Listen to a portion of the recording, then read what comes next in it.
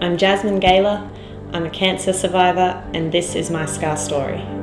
Got a bag of broken. I first found out about my cancer when I was 22. I was actually living overseas at the time. I had a sore leg. It got sorer and sorer until I came home and discovered there was a tumour in my bone in my knee. The chemotherapy kind of changed the way I view life. And it was when I was recovering, when I moved back into a share house and tried to start my life again, and had this overwhelming weight on my shoulders from this leg, the scar, the limp. And my hair was still growing back, so I was very short, and my whole body image had changed.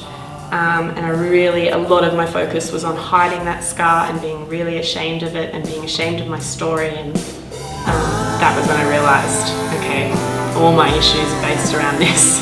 Why can't I deal with this? So that's when it all started. In this world of young people where you go to parties, you ask about each other's lives, the first thing a lot of people ask you is, what do you do for a living? You know, they expect you, why aren't you drinking? Why aren't you dancing? You talk about liking dancing, but you're sitting down. Those things were so overwhelming to me. And all my fears and anxieties just went straight onto my scar. The chemo, it tore me apart physically and emotionally.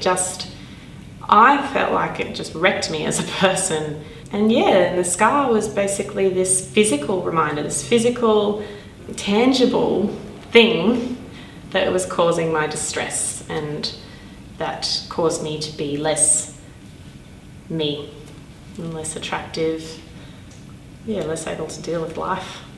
I drew a timeline from the start to finish. I took a photo of it and thought it was pretty cool, so I posted on Facebook.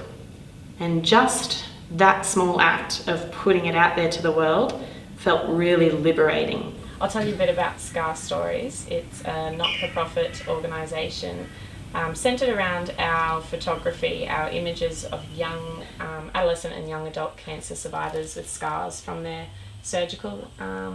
their cancer treatment. So it was all based around basically for photographers. Canteen, the funds going to Canteen and being young adults. And so it was kind of, it was a no-brainer that I focus the project on raising awareness and funds for them and for adolescents and young adults who go through the exact same thing as me. It started as a project, and I knew that I wanted to keep it up and keep raising funds. I teed up photographers and models, and the photographers sometimes found their own models through their groups of friends. We did these photo shoots. So I had a Brisbane exhibition and then a Melbourne exhibition. So that all the proceeds then from donations, from auctions, from sales of the portraits, most importantly, just went straight back to Canteen. As publicity had been drummed up, people saw what it was, they wanted to get involved. And we were then invited to an art expo at the Sunshine Coast. Gathered more sponsorship through that, and now it's got to the point where we're becoming incorporated, and we have a management committee and an advisory board so that this can be a bigger, better version of the fundraising project that it started as. There's nothing better than being at an exhibition and having one of the models or a few of the models come up to me and say how awesome it was. It was a great experience, and they're just so stoked to see their photo up on the wall.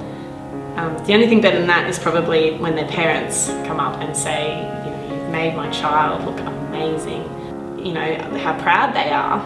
That's really, really special. And then handing that money over is just this kind of extra bonus.